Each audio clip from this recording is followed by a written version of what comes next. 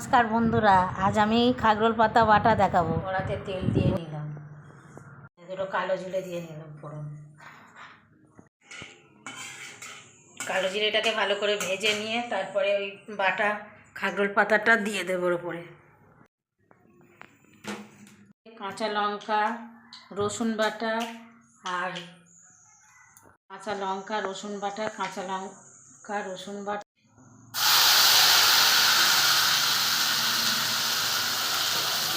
ঢেলে দিলাম তেলের ওপরে, ঢেলে দিয়ে নাড়াচাড়া করে দিয়ে দেবো,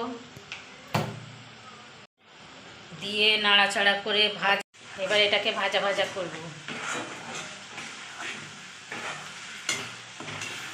নাড়াচাড়া করে ভেজে শুকনো শুকনো হয়ে গেলে নামিয়ে নিতে হবে, তারপরে পরিবেশন করব।